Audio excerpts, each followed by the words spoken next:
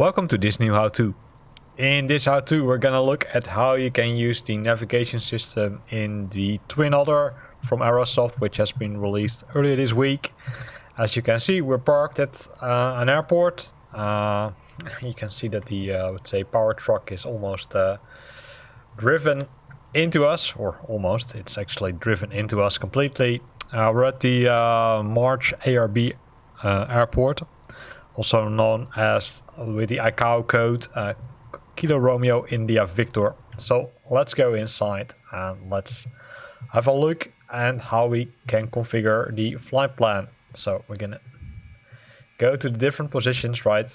As you can see, there's no default position. That's the first thing you need to be aware of. So there are multiple ways how you can resolve that issue. One of them is by simply using the mouse, right? And then zooming into this display. It's a little bit harder, but it's doable. And there you will see the current location. So the aircraft has both a GNS 530 and GNS 430, both from Garmin, and they're linked to each other, right? So if you program something here, it will also be added here and vice versa. There are some custom add-ons for this, so you can upgrade your GNS 530 to, I would say, an advanced system. That's I would say it's a free add-on, but with a remark that you also have a paid add-on, which of course has some more options. In this case, I'm using the default one, if I'm correct. So let's have a look at how you can use it. So the plan is to fly from March ARB to Zamperini FLD. So that's from KRIV to KTOA, if I'm correct. Yes, and there are two waypoints. There's RIV and SLI, which are both in the US. So what we're gonna do to start with, we're gonna press the FPL button, and you can see that the current flight plan is empty. So what we're gonna do is we're gonna go to the flight plan, and then you can go either to flight plan catalog, but I do recommend you to set it here. Come on, because this is more used for commands. You can see that sometimes it's hard, so you really need to push the button, and then you can turn the wheel. And as soon as you start turning the wheel, this window pops up, and then you can simply scroll the wheel until you're at the character that you want. So we want to go to the K, then use the big wheel or the big knob or large knob to go to the next position, then go to the R from Romeo, then go to the E, I from India,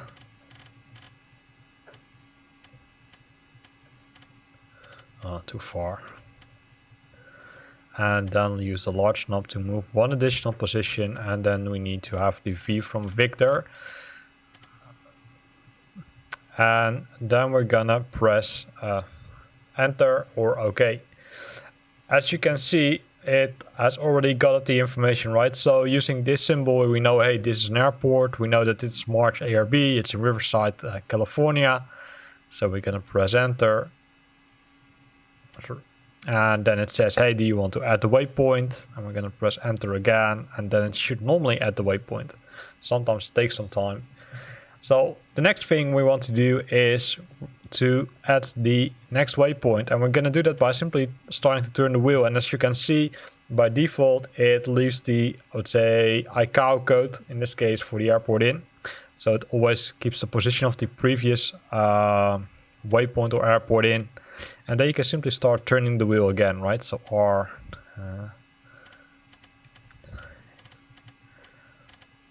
India,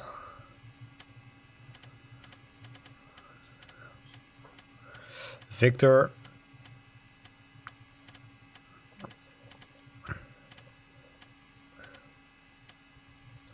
and for those who want to know, okay, hey, how did you create this flight plan? Well, in this case, I created the flight plan via onlineflightplanner.org, but you can also use the built-in flight planner from Flight Simulator. In this case, we can see that it has multiple waypoints found, right? So the VOR, which is in FA, we've got the intersection, which is in YM, we've got the NDB, which is in LI, we've got the VOR, which is in K2, and the VOR, which is in LI. this is always a bit tricky because you need to pay attention to where the I would say airport is located. So let's do an educated guess and select this one. In some cases it's correct, but if you see really weird things, then you're seeing things like this. So in our scenario we have added RIV, as you can see, but it's more than 8,000 miles flying. Well, that can't be correct, so we need to adjust this one. So we can simply say, okay, enter, and I'm going to say yes, we want to add the waypoint. And now, of course, it doesn't show us the, so let's turn the wheel again.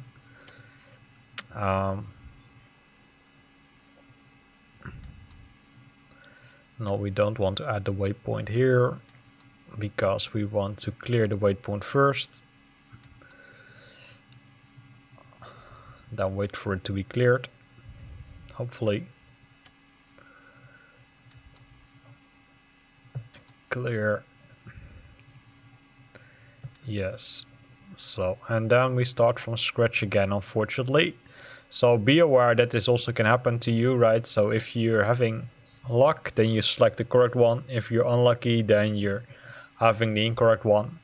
So make sure that you're selecting the correct facility. So in this case, we're gonna start from scratch again because it keeps, I would say, the previous one into memory.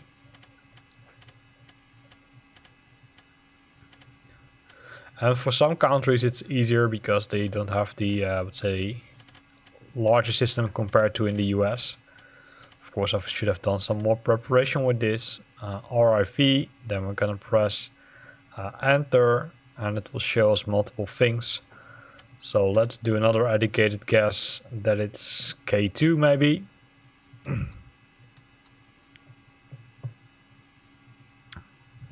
0.8 miles. That looks a little bit more accurate, to be honest.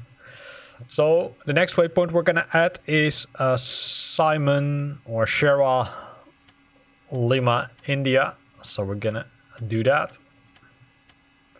Sierra Lima, India.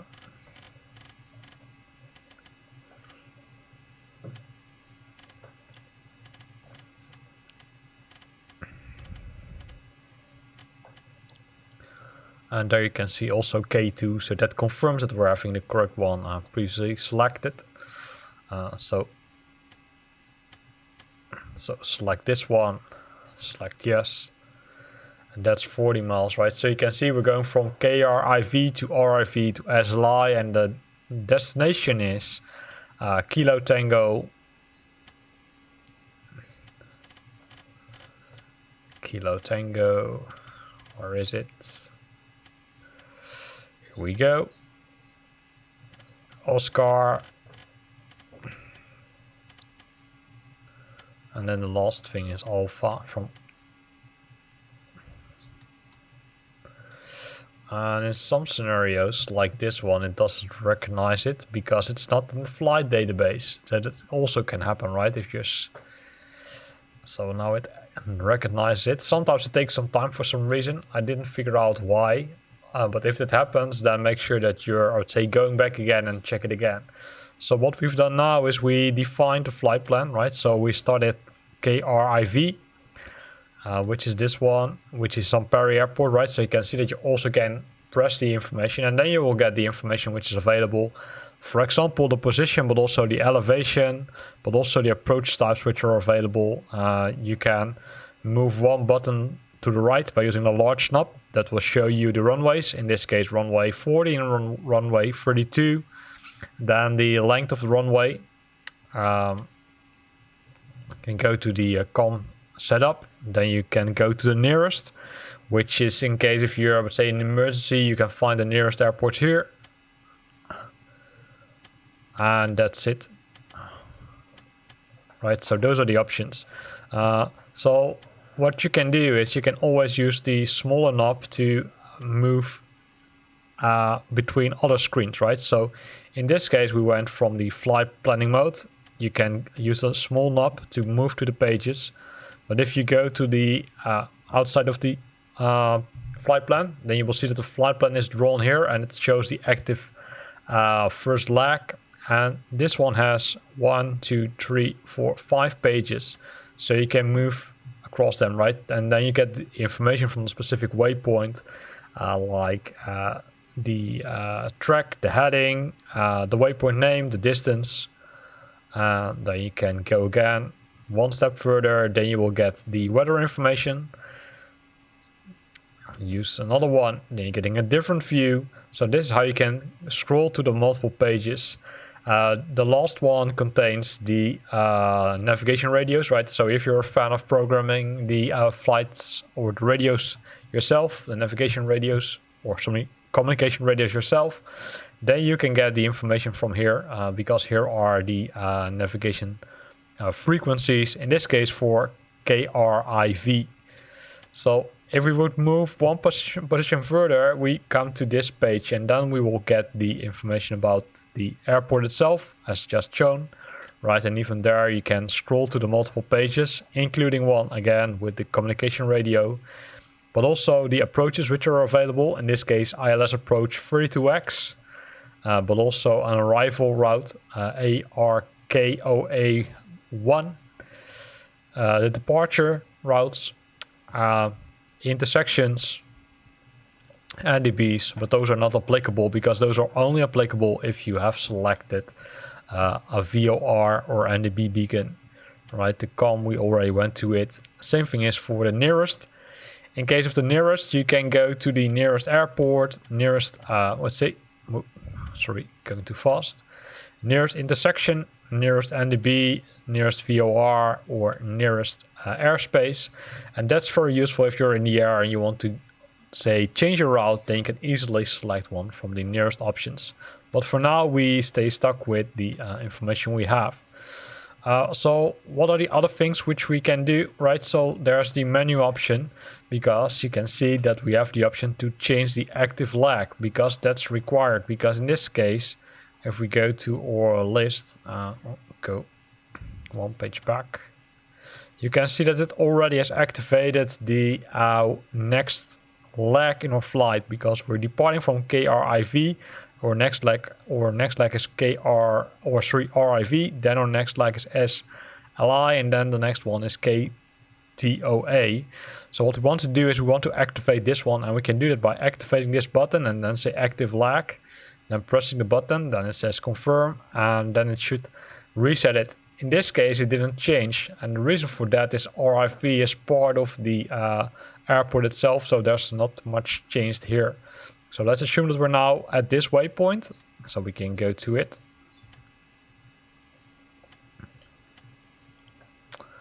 It's always a challenge. Oh, come on.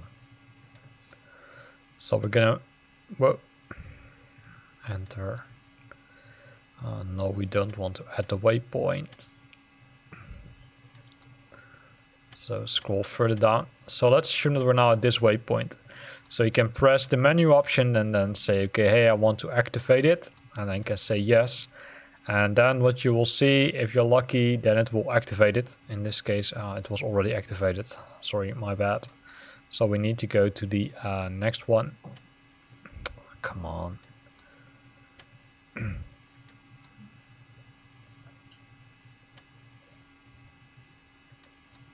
No, we don't want to add it. So you can see that it's, I wouldn't say it's hard, but sometimes it's challenging. I would say that's the best word you can use. And then say active flag, then say yes, we want to change it, and now it has changed it, right? So that's how you can change the active flag. So in this case, we want to set it back to the default one. Menu, active flag, yes. So this is the active lag. Now, one of the things which you need to think about is, okay, how am I gonna depart from the airport? And that's in case of, let's say, IFRs, right? Instrumental flights. You need to, or you might want to use a departure route. So that's a standard instrumental departure route, which is an SID. And to do that, what you need to do is you can go to the menu option and scroll down the list and using the small knob, and then scroll down, and then you will find the select departure. If you now press enter, it will say, okay, hey, I want to load the departure. Again, sometimes it takes some time. Then you can select the departure, the transition, and the transition is really where you transition from the departure to the, I would say, rest of the flight, right? So to the en route flight. Be careful when selecting this, because you need to make sure that in this case you are departing from runway 14, right? You can also select that you're departing from runway 32. So don't forget to contact ATIS to figure out, hey, what's the active runway? So let's assume that runway 14 is the correct one. Then we can say, okay, hey, we want to load this approach or departure, sorry, or you can use the small knob to see if there are other departures available. In some scenarios, in the larger, or I'd say on larger airports there is, in this case there's only one. So we can say, okay, hey, load the information. What will happen now is that it will add the departure prior to, I would say, or en route list. So it first adds all the departure things, then you can see it switches to en route, and come on guys, not pushing the wrong, and then you will be able to fly the rest of the route. Now for those who already paid attention, you can also see that there is an option to use the approach and the arrival. So, for example, you can select the standard terminal approach route.